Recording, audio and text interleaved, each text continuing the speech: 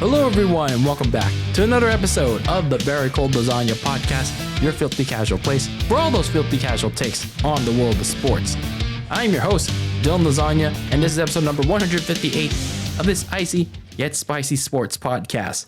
Today, we got a good show for you all because we're going to be reviewing SummerSlam. But wait, didn't you already review SummerSlam, Dylan? No, I did not. But technically I did.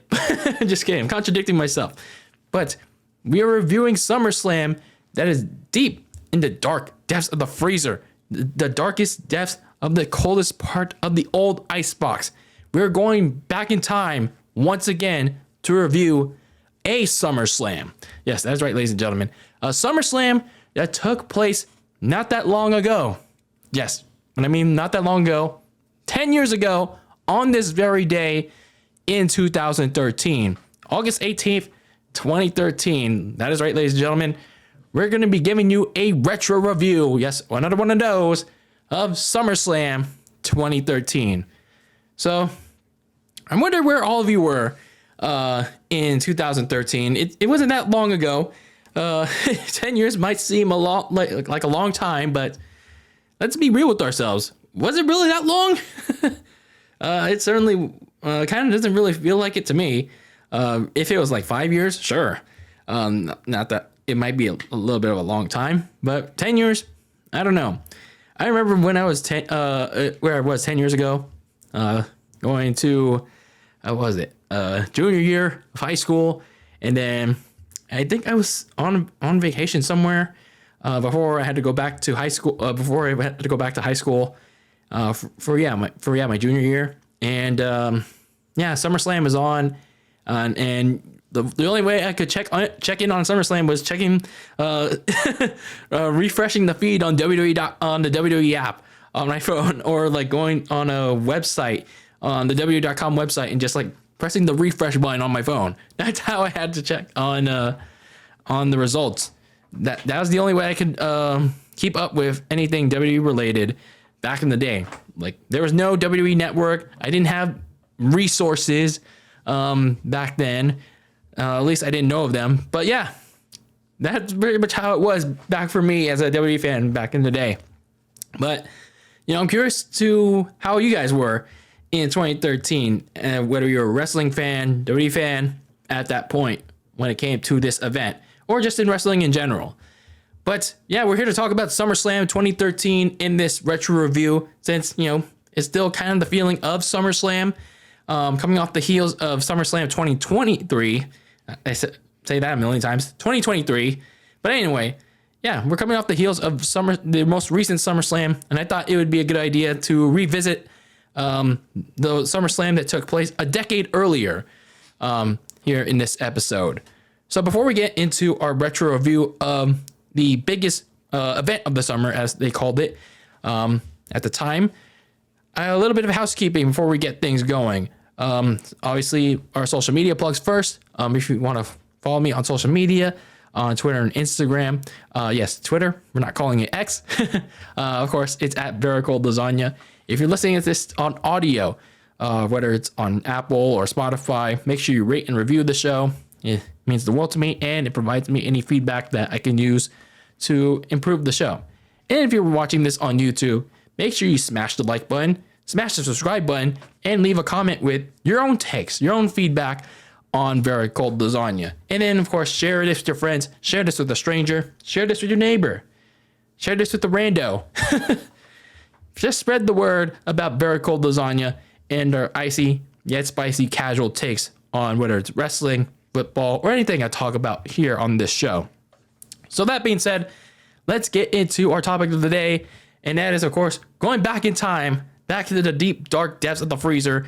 And that is, of course, talking about SummerSlam 2013. Even then, like in the early 2010s, it was a simpler time. In the early age of social media, things were simpler, like Twitter. Not necessarily in its infancy, but not a whole lot of people used it. You still had YouTube, Facebook, Instagram, but not a whole lot of people used it.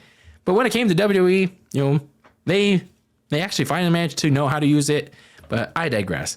When it came to this event for SummerSlam, it was it was pretty much mainly based in Los Angeles. This was like the 5th straight year that WWE hosted like their second biggest event of the summer in the Los Angeles area. Like they were hosting this thing in LA since 2009, like as part of like a deal or something. But either way, this is like the 5th straight year WWE had this thing in Los Angeles.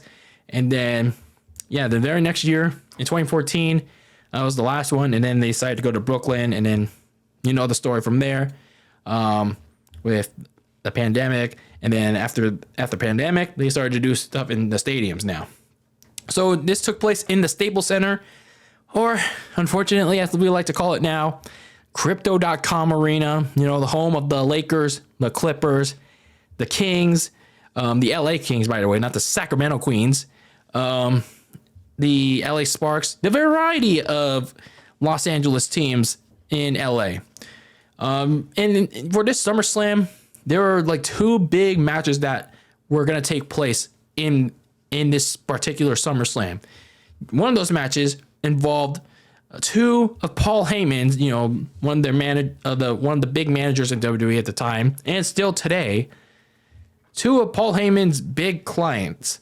One was his current client, Brock Lesnar, and his former client, CM Punk, in a match that was billed as the Beast versus the Best. It was a highly anticipated matchup by fans and the WWE themselves because obviously, like I said, it was 2 of Paul Heyman's clients going at one another. When we talk about that match, I'll explain why. And then, of course, you had the main event, the WWE Championship match. John Cena defending his title against the opponent that he was allowed to pick, Daniel Bryan, a crowd favorite whose popularity was soaring, like even more at the time. So these were 2 big matches that people were really looking forward to. There were also a few notable things that happened during this event, but we'll talk about them when we get there. Some interesting notes that also happened during this show. The show featured The Miz, yes, of all people, as the special host for whatever reason. Like they couldn't have gotten anyone else, but The Miz. But anyway, The Miz during this time was undergoing like his first ever babyface run, but let's be real here. He didn't do so well as a babyface. Let's be honest. So anyway, he made his presence felt throughout the show, including the opener, attempting to hype up fans for the 2 big matches and for the entire show itself, only to be interrupted by Fandango. Y'all remember Fandango? For all the wrestling fans out there, you know the trend with this theme song and the dancing. Dun dun dun dun dun dun dun dun dun dun dun dun. Yeah, you all remember the Fandangoing a decade ago? That trend that happened. Oh man, those were the days. Like after, like when he came out, when he debuted, and then it eventually set in after WrestleMania, Raw after Mania, and then just became a whole meme. Damn, time flies by, man. So yeah, that became a common theme throughout the night. Miz eventually punched him out, and I don't know what happened after that. But anyway, that's what happened with the Miz and Fandango, not the movie, the wrestler. And then they kicked off the show with this is the main show, by the way. They kicked off the show with JoJo Offerman singing the national anthem. For the wrestling fans out there, this was during the time where she was on the newly debuted reality show Total Divas. Yeah. Some internet fans are probably going to be pissed when I mention that TV show name, Total Divas. And for JoJo Offerman, this was also the time where she wasn't even the ring announcer yet for Raw. So yeah, this is what she was doing, singing the national anthem. I mean, it was not bad, but there was also a time where, she was a part of the first season of Total Divas. So, some interesting facts there. But now let's get into the nitty gritty of this retro review. And we had to go back a little bit because we forgot to talk about the pre-show. There's actually, when they actually did pre-shows kind of right, to be honest with you, rather than just, let's mindlessly talk about some random shit for for like an hour or so, like they're doing today. Because with these pre-shows back then, you actually had a little bit of engagement, some social media stuff, and you had a match.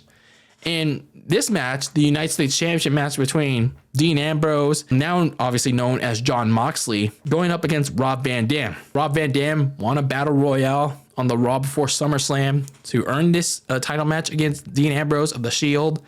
By the way, The Shield at this time were like red hot. They won most of the gold. Ambrose, the United States champion, Seth Rollins and Roman Reigns before he was the tribal chief, and Rollins, the stupid world heavyweight champion that he is now. But I digress. They were the tag team champions when they were like the singular, penny belts. But yeah, the Shield were like the hottest trio in WWE at this time.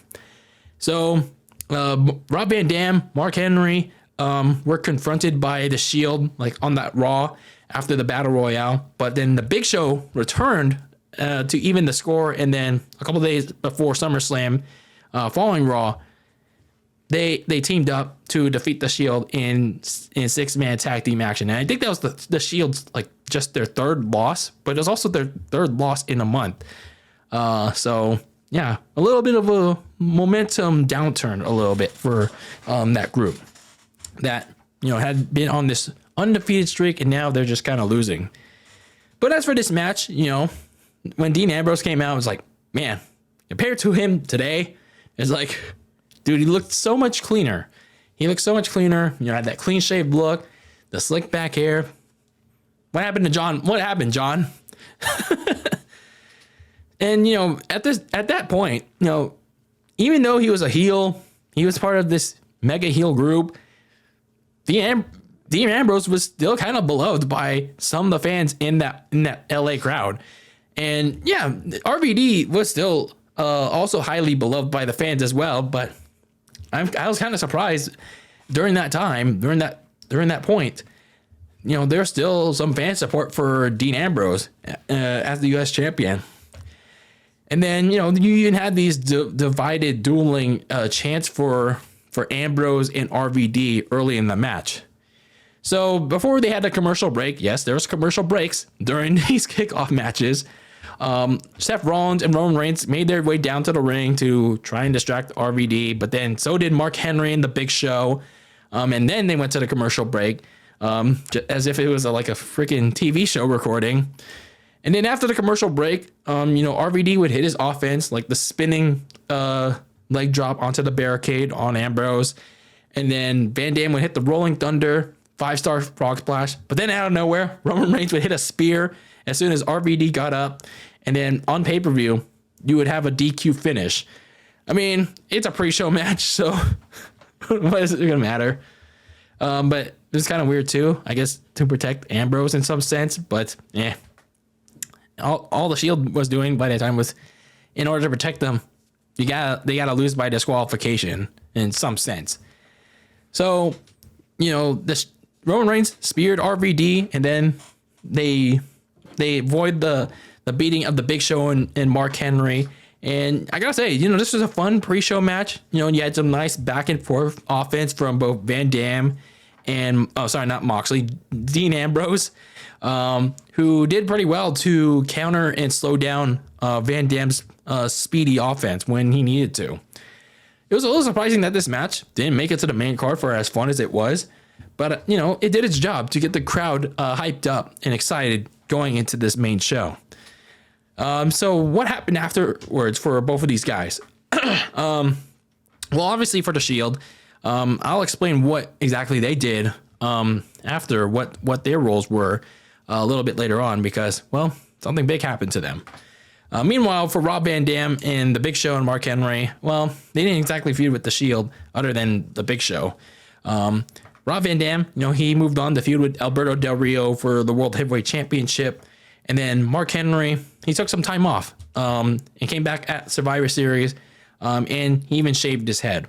So those signature dreadlocks that he had for most of his career, it was gone. So then we get to the main card. Your first opening match of the show had the debuting. Yes, that is right, ladies and gentlemen. The debuting Bray Wyatt take on Kane. No, this is not what the original term was. No, this was called a Ring of Fire match. Basically, a Ring of Fire match was an Inferno match, except you couldn't call it such because PG, pal. You got to keep it PG. And unlike with the Inferno match, where the only way to win was setting your opponent on fire. No, you still had to keep it PG. You had to win by pinfall or submission. And the only reason why they did this Ring of Fire match was to keep outside of interference away. So in this instance, then wouldn't it be wise for WWE to book a steel cage match? Going back in time, I would have told them, like, then why didn't you just book a steel cage match? In either case, this feud came about because, well, Bray Wyatt and his Wyatt family, which consisted of Luke Harper, rest in peace, Brody Lee, and Eric Rowan, and they attacked Kane after months of vignettes a month prior to this match on Raw, and then they continued to attack various other wrestlers in the coming weeks. So Kane decided to challenge Wyatt to this match. Wyatt accepted, and then we got this match. So again, this match was basically to keep away Luke Harper and Eric Rowan because, flames. But the problem was, this match was substandard. Bray Wyatt, he did okay for his in-ring debut, but it wasn't really anything exciting. It's mainly to kind of showcase what Bray Wyatt could do in the ring, but honestly, it wasn't really all that much. When you look at it, it was just like him trying to overpower Kane, but he couldn't do it. All the spider walk stuff that he did later on, and him doing all the scary stuff. Oh, I'm scary. Things that he would use to intimidate his opponents. It wasn't here in this matchup. Maybe they were holding it back for later on, but either way, it wasn't here in this Ring of Fire match against Kane. And even then, after Kane hit 3 choke slams on Bray Wyatt, and he seemed to close in on victory, the stipulation was rendered useless when Luke Harper and Eric Rowan finally managed to find their way into the ring by using an apron that they found at ringside to cover the flames. And yet, what's weird? There were a bunch of firemen around the ring, and then when they saw Harper and Rowan do this, it's like they were just standing there. It's like you see them doing this, covering the fire. It's like, why don't you do something to stop them? Or maybe it's the opposite effect. Okay, they put out the fire. Okay, cool. All right. So anyway, they beat down Kane. Bray put the finishing touches and kisses on Kane with Sister Abigail to notch his first pay-per-view win. So they also give Kane a steel stairs toe, or they smash Kane with the steel steps afterwards, and then they drag his lifeless body away. So like I said, it's a pretty standard singles match, but with flames, fire in the ring. But I don't know. This wasn't really a match that I thought would be, I thought it would be a little bit more. I didn't watch a lot of this when I was what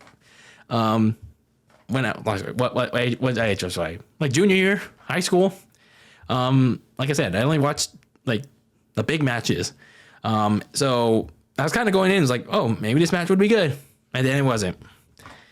So yeah, this is kind of a whimper to start off the show. It felt pretty sluggish, and yeah, kind of wave to start for Bray Wyatt's eventual run in WWE, main roster wise.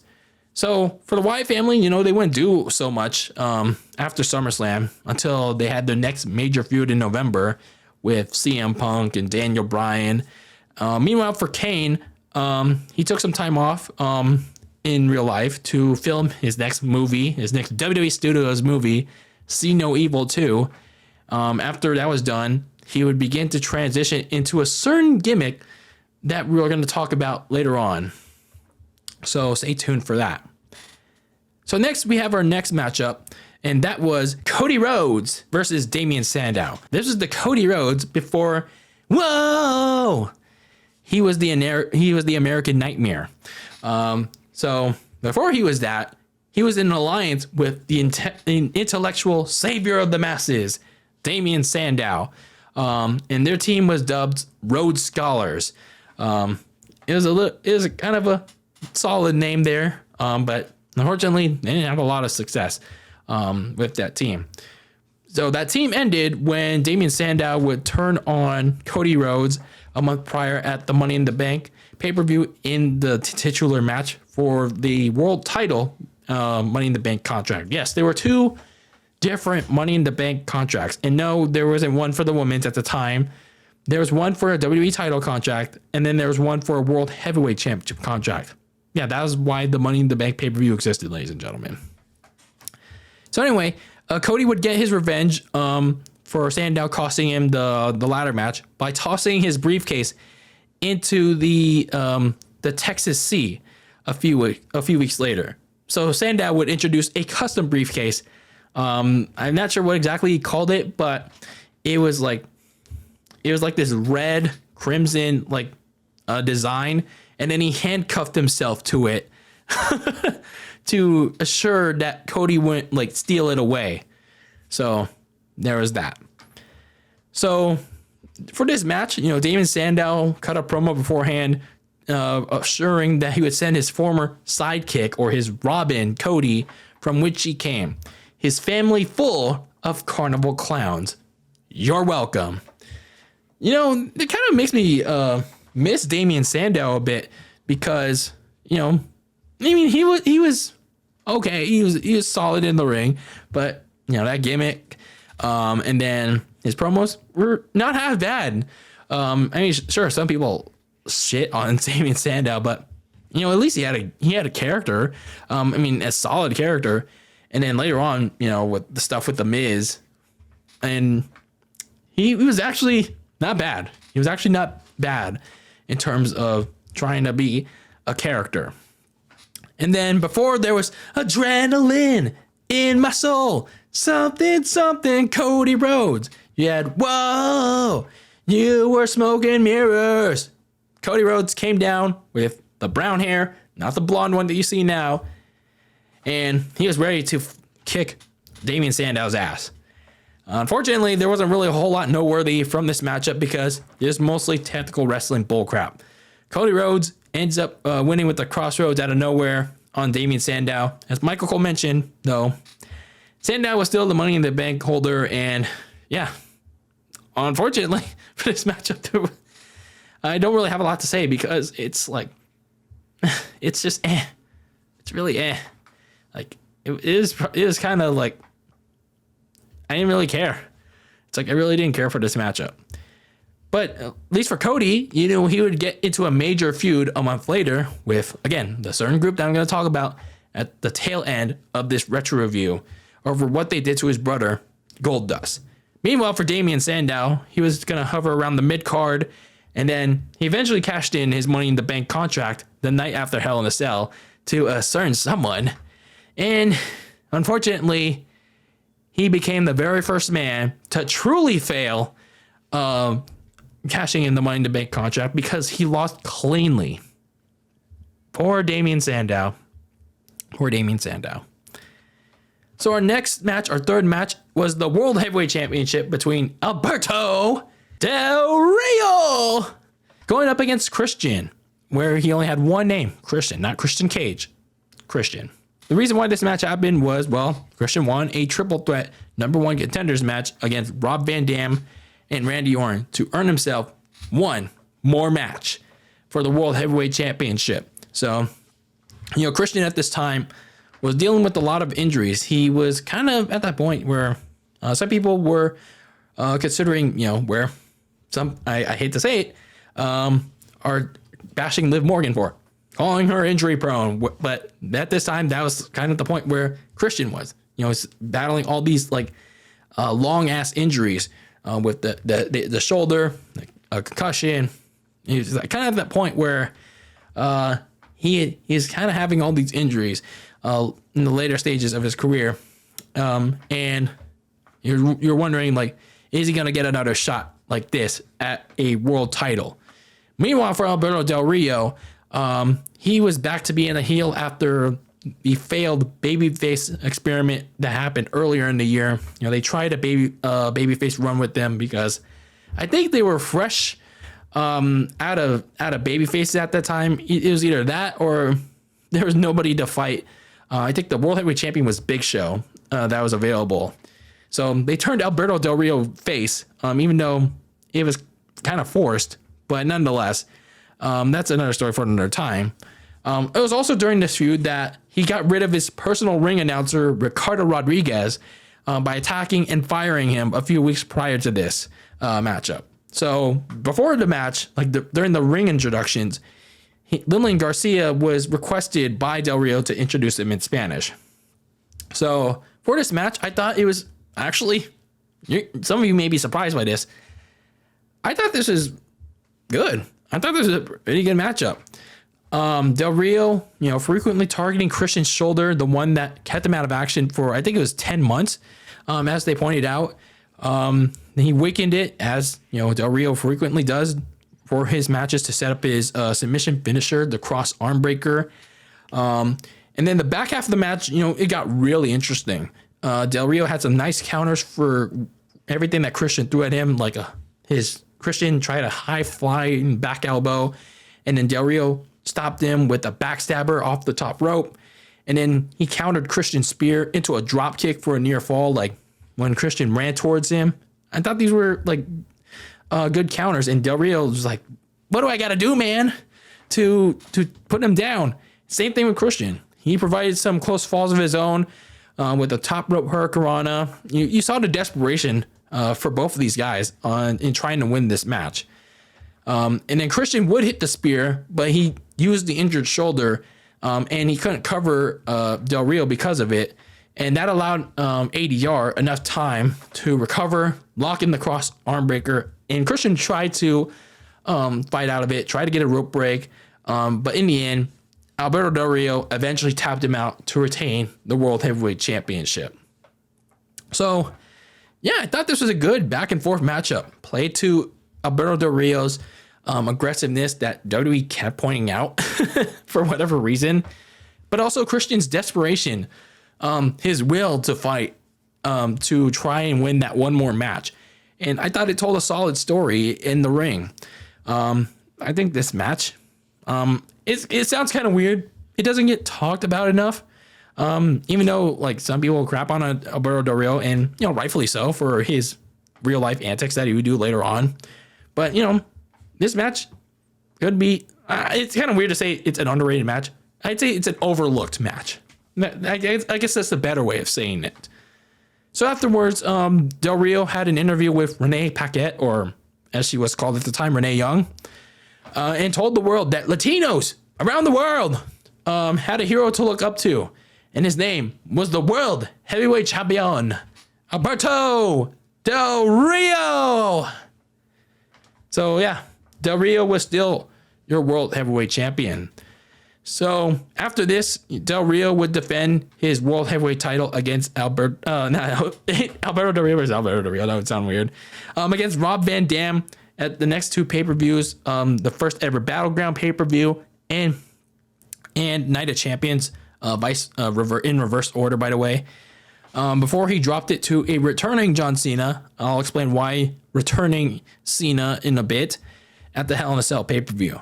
For Christian, he was written off TV a few weeks later to recover from more injuries. And after he returned in 2014, he was forced to retire after suffering a serious concussion that, along with multiple injuries in that rapid time frame, WWE would not clear him to wrestle any longer. Until now with AEW. So at least, like I said, at least with Christian, he was able to wrestle again. So next matchup we had, yes, this was on the card, Natalia versus Brie Bella. If you think the state of the women's division is bad right now, just look back at 2013. for all the people bitching and moaning about, oh, Nose Man is ruining women's wrestling. Tony Khan is destroying the women's division.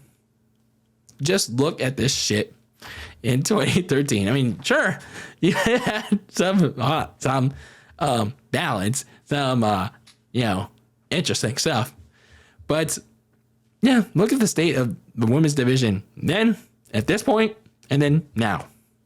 Tell me which one was worse. I'm just trying to tell you all what do you want me to say?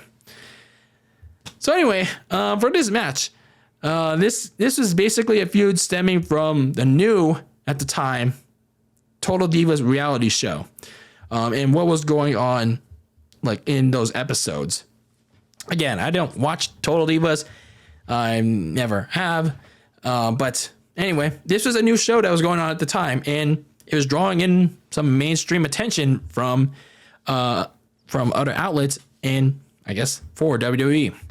So both women would have two people in each corner. So Natalia was having the Funkadactyls, yes, Brodus Clay's like valets, Naomi and Cameron, and then Brie Bella would obviously have her sister Nikki and Eva Marie in her corner. It was a little weird though that they were still having this match, yet earlier in the day at SummerSlam Access, yes, they had SummerSlam Access, that 4-day long fan event. They had a tag team match earlier in the day with, it's basically almost the same match, except a tag team match where Natalia teamed with Extra, that kind of like Hollywood like show with Marina Menounos. I can't pronounce her last name. Yeah, here we go again with last name pronunciation. Going up against Brie, and then her tag team partner was Eva Marie. So you had that tag team match, and it was kind of weird, like, why you're doing this again. So anyway, for this matchup, Brie mostly dominated this short match, and when Natalia did get the sharpshooter in, Brie managed to escape, and then Nikki Bella got involved, and so did Eva Marie, and that led to the Funkadactyls going after Nikki and Eva to even the score, and then Natalia would eventually win this match by locking in the sharpshooter a second time and tapping out Brie Bella. So honestly, what more do you want me to say about this match? Like really, the Divas division. I mean, sure, there were some women, interesting women, but it was bad. This division was so bad. Like it was like it is the definition of piss break at the time. Like I said, the quality of women was at least there. Like quality. If you know what I mean. In contrast to what we're getting now, and the mainstream attention to the Divas division was there with the Total Divas reality show. Like you could tell with very wide eyes that people really gave no fucks about the women at all, and people still give no fucks about the women's division at all. I mean, some do, and not all of them. Like I take it out. Some people do, not all. But it's just like throughout this whole match, people were going to the bathroom. They were even chanting for the commentators. Michael Cole, JBL, Jerry Lawler. That's how bad this was, ladies and gentlemen. Like I'm not any women's wrestling stan advocate. Like I said, I have that balance, if you know what I mean.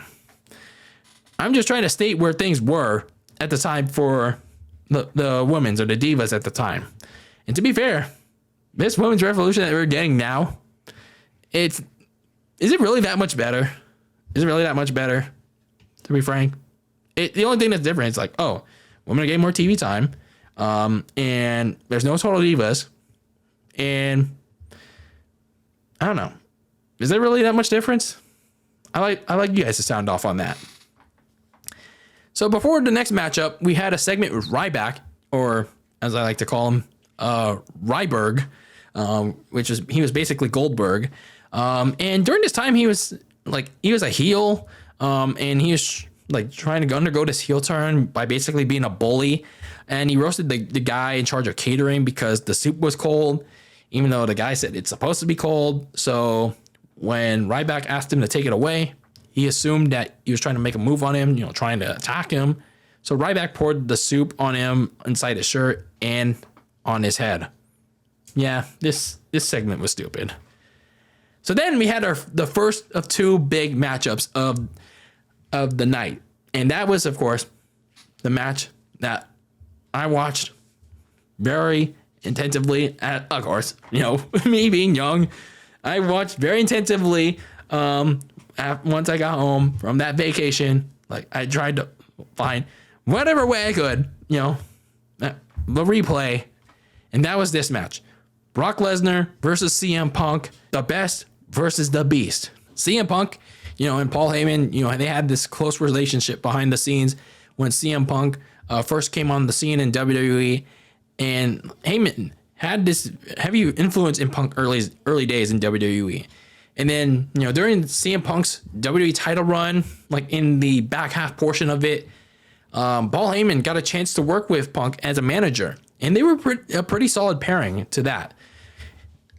Even though it doesn't really compare to Paul Heyman and Roman Reigns or Brock Lesnar, in my opinion. But still, it was a pretty decent pairing. But after Punk lost the title in a big match to The Undertaker at WrestleMania 29, Punk left for a few months to heal up from various injuries that he was suffering through. But Punk will return at Payback in a win against Chris Jericho in his hometown of Chicago. But afterwards, he asked Paul Heyman to stop accompanying him to his matches. So the next night on Raw, during the main event match against, I think it was Curtis Axel or Alberto Del Rio, I don't know. Brock Lesnar came out all of a sudden. He returned from his own hiatus and F5'd CM Punk to close off that Monday Night Raw after Payback. So Paul Heyman denied any influence on why his own client, Brock Lesnar, attacked Punk. This went on for weeks and weeks, leading up into Money in the Bank. And then in the main event of that show, which was a WWE title Money in the Bank contract, Paul Heyman, in the closing moments of that match, betrayed CM Punk, and he slammed a ladder onto him, stopped him from getting the contract. And there you go. Their business relationship was over. The reason why he did it was that, without without Paul Heyman, CM Punk would not be the best in the world.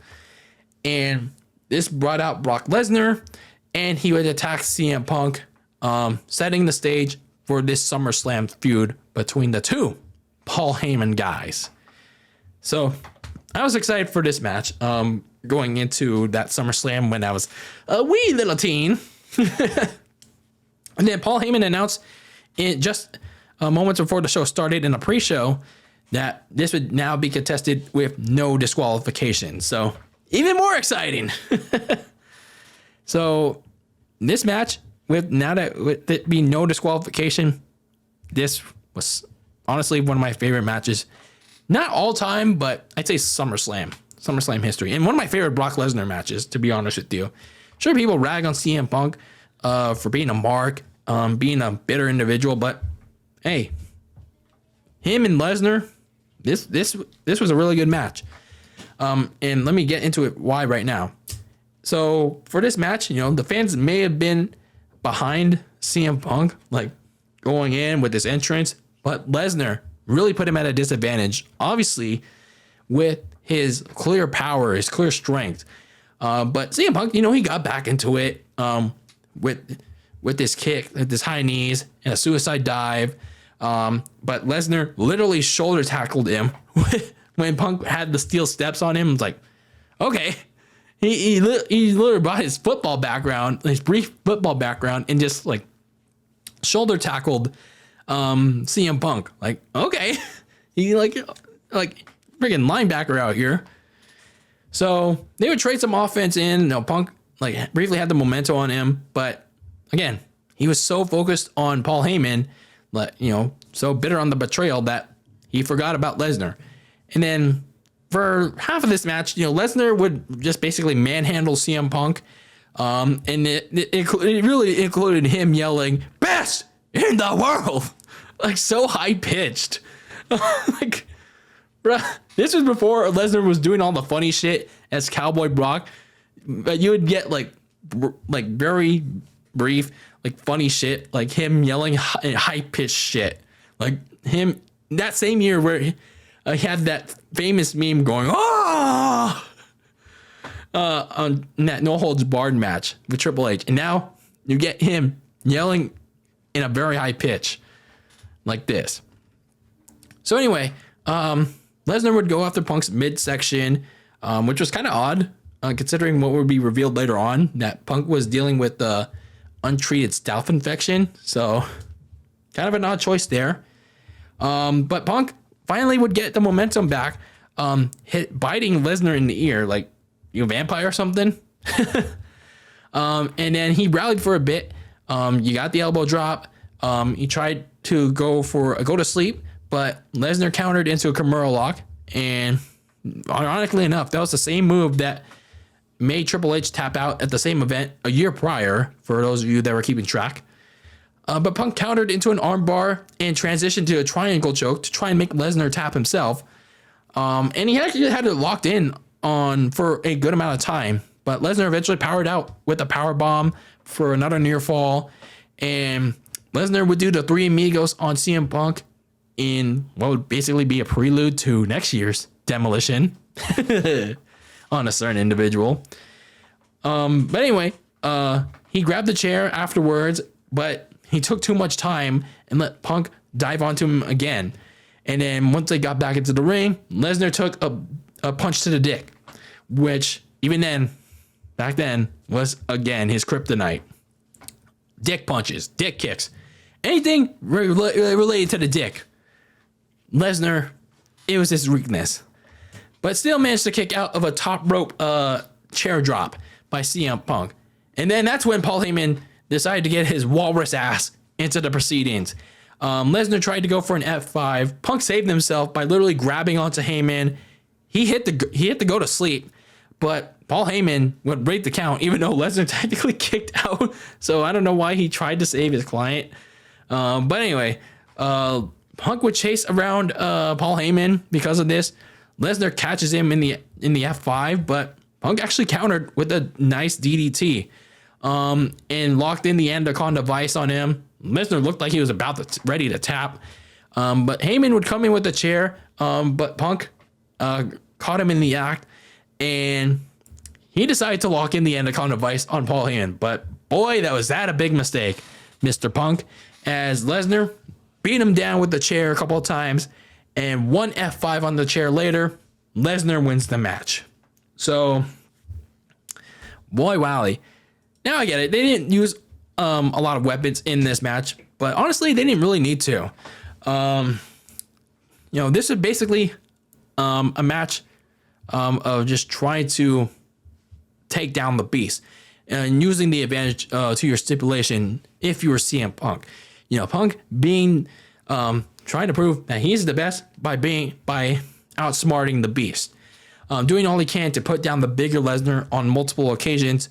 Yet Paul Heyman just finding a way to eventually screw him out yet again. And Lesnar, before he was Cowboy Brock, being that pretty damn badass with just how ruthless and dangerous he was, just throwing CM Punk around and brutalizing him with this size and strength. And another thing to point out is, before Suplex City was a thing, he showed a lot more variety in his moveset, and Punk really tested him here in showing such variety. It's just an unfortunate thing that he became a one-trick pony with Suplex City a year later. So overall, if I went to talk to my 16-year-old self and say, before you watch this match, go in with an empty mindset because you're going to be in for a treat. Yeah, this is definitely what would be one of my 16-year-old self's matches of the year. Even though I think my 16-year-old self was kind of a hardcore fan back then. So yeah, and this still would be my match of the year in 2013 because it was honestly a pretty good match with a pretty good story, like of them trying to beat each other up, and Punk trying to prove to his client that he's just his bitch.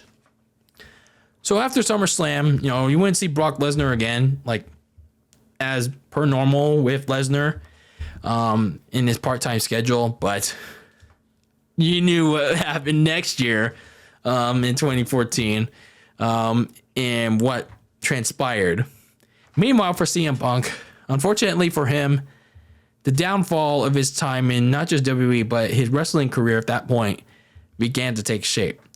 He feuded with Paul Heyman still, with Ryback being introduced to the mix, and then that eventually concluded in the Hell in a Cell pay-per-view in that Hell in a Cell match. Then he would go on to feud with the Wyatt family and the Shield for the rest of the year and his time in WWE. And then, well, wrestling fans knew what happened to him after the 2014 Royal Rumble match.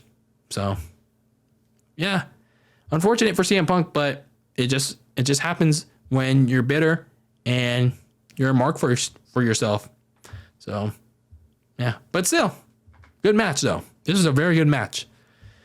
So before our main event, we had a mixed tag team match between the ass-shaking wonder. Yeah, I'm here to show the world my ass. Dolph Ziggler and Caitlyn taking on the team of Big E, and he had a last name too at this time, Langston, and AJ Lee, the Divas champion. This feud would basically stem from Dolph Ziggler breaking up with his girlfriend, his on-screen girlfriend at the time, AJ, and then his business partner, his business bodyguard, enforcer, Big E. And then they turned on Ziggler after he broke up with AJ, and then she unleashed Big E on Ziggler. But that was because AJ cost Ziggler his World Heavyweight title rematch at Money in the Bank against Alberto Del Rio. So meanwhile, AJ Lee had her own issues with Caitlyn, her frequent rival, over the Divas Championship ever since the Payback pay-per-view in June of that year. Their feud would take center stage during a match on Raw between Dolph Ziggler and Big E. So because of this, The Miz put together this mixed tag team match. And another side note, before this match, they showed a video package of a fan named Brandon Hendricks partaking in a challenge where he would get VIP tickets to SummerSlam if he could survive a splash from Mark Henry. He did. But unfortunately for him, he got to sit with his family directly outside the ring in those commemorative chairs for this match. Of all the matches you had to sit through, it's this match. Like, really? It couldn't be CM Punk versus Lesnar. It couldn't be the main event. It had to be this match. Sponsored by the best chips in MLG, the sponsored by gamers, Doritos. Really, WWE? You really had to do this fan dirty? So anyway, like a pretty standard mixed tag team match to cool off fans, cool them down, prep them for the main event. But both men and women got their time to shine. Caitlyn, struggled as per bit, but she got the hot tag to the ass-shaking wonder. Ziggler tried for the famous serve, but AJ would stop him. Caitlyn would spear her on the outside as payback for it. And just when Big E was about to finish off the Ziggle Wiggle, after a shoulder block, Ziggler countered the big ending into a zigzag for the win. Yeah, like I could really care less for this tag team match, so it was whatever. So after this mixed tag team matchup, in terms of where each of these people went, Ziggler, well, his main event push was kind of like over by this point. He would dwindle around the lower mid-card scene for the rest of the year, competing in and losing several number one contenders matches and title matches too, for both the United States and Intercontinental Championships. Caitlyn, she would be sporadically seen on TV. I think she only had an appearance at Survivor Series before she decided to terminate her contract with WWE in January of 2014 and return to the fitness industry. AJ Lee would cut ties with Big E the night after SummerSlam to fully focus solely on the Divas division. and yeah, began a feud with the whole Divas locker room over her disdain for Total Divas. Big E, though, would begin his own singles push 2 months later, which included a face turn and an Intercontinental Championship win just before Survivor Series. And then, of course, several months later, we would get the birth of the New Day, like months later. So then we had the main event.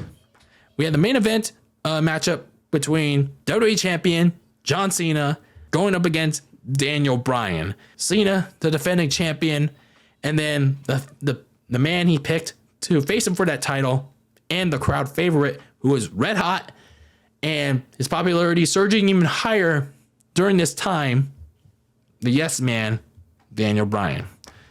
So going into this match, why this match even unfolded? Well, the night after Cena successfully defended his title against Mark Henry, General Manager Brad Maddox rewarded him by allowing Cena to select his opponent for SummerSlam. No catches, no cliff notes, no footnotes or anything. Brad Maddox, yes, he was a general manager, a pussy one at that. He allowed John Cena to select his own opponent for SummerSlam. And after pretty much allowing the whole night to process, he selected Daniel Bryan. So in the weeks leading up to SummerSlam, both Brad Maddox and especially Chairman Vince McMahon highly questioned the thought of Daniel Bryan being a WWE champion, even though he was a World Heavyweight Champion beforehand. But, being a WWE champion means so much more. It's the top prize in WWE. But, in storyline context, Vince McMahon was like, really? You really want like a champion that's like this small, and that has the look of like, a hardcore wrestling fan that sits in their basement? So yeah, they questioned it based on leading the company, lacking size, the look. That Vince thought, I want Daniel Bryan to be champion even less than John Cena. And to be quite frank, a lot of what he said was true. Daniel Bryan, for as good of a wrestler that he is, and solid, decent promos that he could cut, that, yeah, not a lot of people bought into the fact that Daniel Bryan could be a WWE champion at that time, and maybe even to this day, if he was still competing. What also turned out to be true was, Triple H's mindset going into this match as well, even if it's just from a story perspective. But it ended up turning out to be true as well. And that was in which that Bryan could be the future of WWE. So pretty much a contrast to what Vince wanted as a champion. And that he would overcome anything because he is that driven. So pretty much Triple H was the anti-Vince. And like I said, this would pretty much also turning out to be true, because look at what Noseman created right now. A lot of vanilla midget, characterless, not larger than life wrestlers that are world champions right now, other than Roman Reigns, of course. But before all that, a lot of vanilla midget, characterless champions of wrestlers that became world champions, but yet they sunk the ratings. They couldn't draw in new casual viewers on both TV and social media. So, yeah, that was pretty much Noseman's vision of WWE. But anyway, I digress. Triple H, served as a special guest referee in this match. But while it would initially seem innocent at first, boy, did it lead to something bigger. But we'll talk about that in just a bit. So even though Daniel Bryan was already a World Heavyweight Champion, like I said, this was still his biggest match to date. Because as he said in that heated exchange, honestly, I gotta say, it was a very memorable one. 6 days prior on Raw, he wanted to be a WWE champion for his vision of wrestling, to be a wrestler, not for what he called a parody of wrestling that was John Cena. And obviously for John Cena, he thought that while Daniel Bryan was going to be that guy to be a future champion, he's not at that point yet. So this is, again, Daniel Bryan's biggest match to date. Like I said, even though he was already a World Heavyweight Champion, he was not a WWE champion. He has not gone up against a guy like John Cena, like literally the top guy in WWE. So like this was his biggest test to date. And for as like anticipated and as excited people were at this time, like this was his make or break match at that point of his career. So let's talk about this match. I did notice a lot of yes chants inside Staples Center. It was still there, but clearly not as prevalent as it would become later on in the match. And then, of course, later on during the course of the year.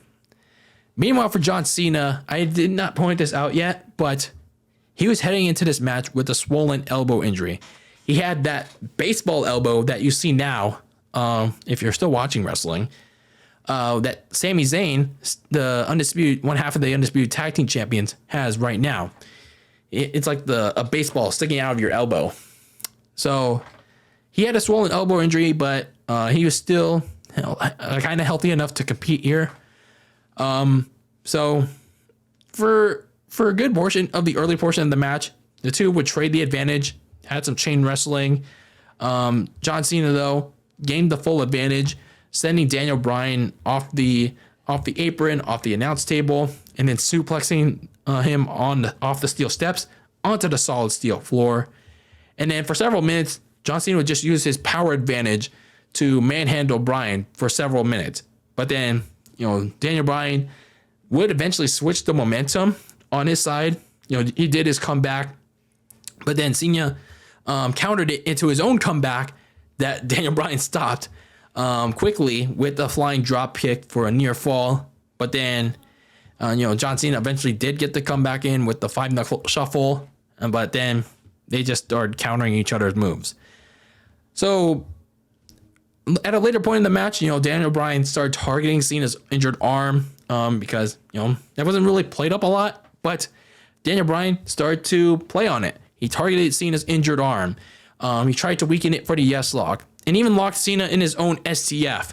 But to keep Cena from trying to escape or rally, he locked in the yes lock and transitioned it into a guillotine choke before Cena eventually powered out of that. And by this point, when Cena finally got out of Daniel Bryan's litany of submission holds that he just unleashed on him, Cena seemed gassed by what Daniel Bryan had just given to him. But then out of nowhere, he literally when Daniel Bryan ran towards him, Cena gave him an attitude adjustment out of nowhere for a near fall.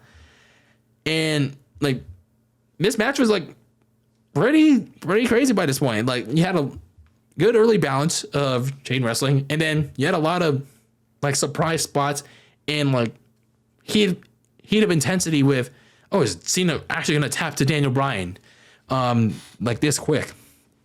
So later on, Daniel Bryan hit a superplex on John Cena, and then Daniel Bryan would rise up because he was hanging on the turnbuckle when he did that, and then hit the flying headbutt for a near fall. And then Cena smartly rolled out of the ring to recover, and that recovery time allowed Cena to stop Daniel Bryan from hitting a suicide dive. And then he hit his signature leg drop on his head, on Bryan's head for a near fall. And then Cena tried to go for the super AA, but Bryan would escape out of it, but not enough for Cena to lock in the STF on Daniel Bryan. Daniel Bryan would escape though, but he would also lock in the yes lock on Cena again, but Cena would finally force a rope break on him. So, yeah, by this point, it's what does Daniel Bryan have to do to beat John Cena? He's pretty much was kind of narrowly beating Cena by this point. He had a narrow advantage on the offense with Cena, but then out of nowhere, Cena just clotheslines him so hard that it knocks his ass out. And both were tired, both were drained by this point, and they hit each other with honestly everything they had. And this was a really good championship match that had it all. A lot of tension, early tension with the submissions, and then out of nowhere surprise moves. Some good near falls that actually meant it. But then after some back and forth, Bryan countered another AA into one final knockout kick, soccer kick. And then after some pandering to the crowd with yes, yes, yes, he hit his finishing running knee that would seal him. That would seal him his first WWE Championship. Like, wow. John Cena actually put him over in this main event. Like, crazy to believe at that time. The WWE actually gave Daniel Bryan the WWE title. And probably one of the best matches in SummerSlam history. And for good reason. Daniel Bryan at the time, sure, he was a mixed bag for casuals and, kind of a mixed bag for me, in my opinion, nowadays. But the story was there. I understood the story at the time. He was trying to defy expectations of what a champion could be. And on that night, he did. Sure, he didn't have the look. And he looked like, what what marks look like. But, and, again, he was often criticized for being a one-kick pony. And again, still is nowadays. But back then, he brought out one of his best matches to date. Not just using all the kicks and stuff, but using his biggest strength, in my opinion. And that was his submission arsenal against John Cena. Meanwhile, for Cena, obviously, he was the role of the gatekeeper. He was that veteran that brought it, that big match experience and size, power against Daniel Bryan. And, when it came to the finish, he put all that aside to put Bryan over in perhaps, at that point, Bryan's biggest win of his career on WWE's summer stage, like a decade ago. So, for the match, there's plenty of room to breathe in between moments. You had that mix of early chain wrestling, and then you had the big moments where you thought Daniel Bryan was going to make Cena submit, and you thought John Cena was going to get the win. And you had these climatic near falls that had the viewer thinking, wow, I thought John Cena, Daniel Bryan was going to win this match. I think I just said that, but you get the point. This was a fun match to go back and watch. Like, one of my favorite SummerSlam matches as well. Like, two of my favorite SummerSlam matches came from this pay-per-view, honestly, when I went back and watched it. But, yeah, overall, I'd say this WWE title match, this was, I don't know if I can say if it's great. I'd say it's really good. I mean, sure, it doesn't have the high frantic spots that people are looking for, but it had a very, very, very good balance of what you're looking for in terms of wrestling. So, the celebration was on. Daniel Bryan gets his post-match endorsement from both John Cena and special referee Triple H. And then the confetti, the fireworks rained inside Staples Center. And then the show comes to a close with Daniel Bryan standing on top, yesing. Everyone is yesing to the new WWE Champion. Psych! I hear voices in my head. Mr. Money in the Bank is gonna cash in. Here comes Randy Orton. Show's not over yet, folks, because Randy Orton, the Viper, slithers down the ramp to seemingly cash in his WWE title contract he won a month ago. And then it looks like he's gonna strike on Daniel Bryan, but then he stops. He looks, he stares at the new WWE Champion with the confetti still raining down whatever is left. And, he poses with his briefcase. Daniel Bryan looks at him, and then he just walks away. And then Daniel Bryan yeses and dares him to come back, and then he stops. He looks back at the newly crowned champ. Or was he looking at someone else in that ring? What was Mr. Orton possibly looking at?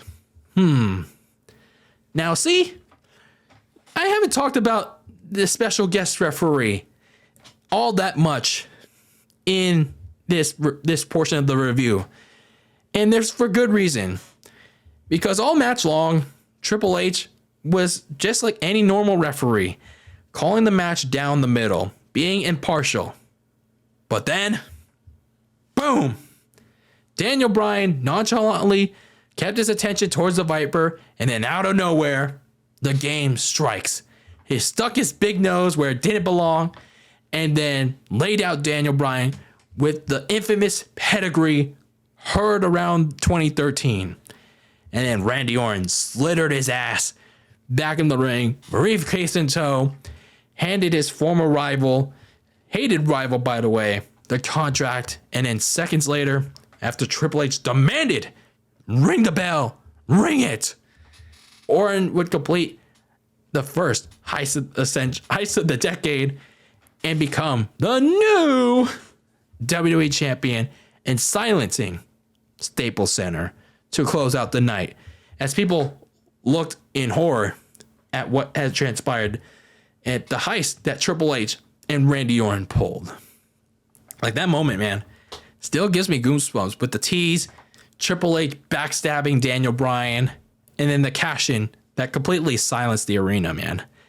It was like a happy ending in the movie that just gets completely wiped out and completely wiped away from moviegoers in the theater. So yeah, SummerSlam comes to a close with Randy Orton and Triple H standing tall, celebrating their heist over the fan favorite. But boy, was the story far from over from there. So after this, John Cena leaves for 2 months to have triceps surgery. He opens the show telling people that he, again, disappears. But then he comes back 2 months later once the surgery is done to win the World Heavyweight title from Alberto Del Rio, as I already mentioned. But he would lose the title to Randy Orton in a TLC unification match 2 months later at the namesake pay-per-view. But going back in time a little bit to the night after SummerSlam, Cena's departure would make Daniel Bryan WWE's top babyface because, well, with Cena gone, you kind of need that guy for WWE to rally behind. And, well, with Daniel Bryan having lost the WWE title in such fashion, he kind of makes him your new number one with Cena gone. So the company began its 8-month-long story, or at least tried to initially deviate from, I'll explain why later after this, of Daniel Bryan versus the Authority. What is the Authority? It was basically a modern day version of the Corporation stable, where in the Attitude Era, that group used its political power to their own advantages and put those that defied them at a total disadvantage. So basically using their political stroke to get what they want. The Authority was basically a modern version of that. And the purpose of doing such was doing things that was best for business. That was basically their catchphrase. So they would use their authority to run roughshod all over WWE against the likes of Daniel Bryan, Big Show, Cody Rhodes, Goldust, Christian, among a long list of names that they would eventually have in their tenure. But initially, when they started in 2013, after SummerSlam, well, the list was like ever growing by that point. And they did so, and those names couldn't fight back unless, they wanted to be fired in the context of the storyline. So this initial group included their corporate champion, Randy Orton, and then the bosses, Triple H, Stephanie McMahon, and then going back to my original point at the very beginning of this retro review, The Shield, and then later on you included corporate Kane. So yeah, Kane literally came back 2 months later, the same event that John Cena came back at Hell in a Cell, but then the next night on Raw, he would unmask and then a week later come back in a corporate suit gimmick, becoming their director of operations.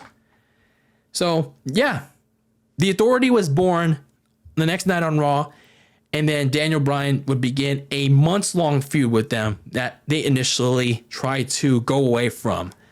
So they tried to go away from this feud because they had Daniel Bryan lose his feud with Randy Orton for the WWE title. Then they tried to insert Daniel Bryan into this feud with the Wyatt family and try to make him join the group, try to book him to join the group. But when fans hated that idea, they deviated from it. And then when Batista came back and it was pretty clear that he was going to win the Royal Rumble and did win the Royal Rumble, they completely hijacked it and soured on it. And then CM Punk walked out for not just his own reasons, but, well, I think maybe because of Daniel Bryan too.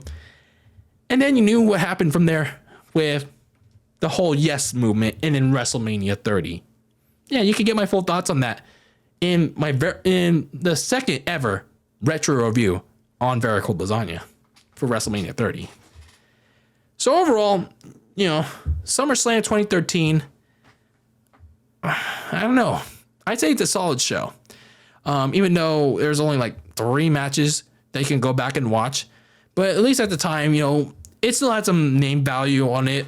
Like familiar faces like John Cena, Randy Orton, Daniel Bryan, CM Punk, Brock Lesnar. And you also had the debut of Bray Wyatt.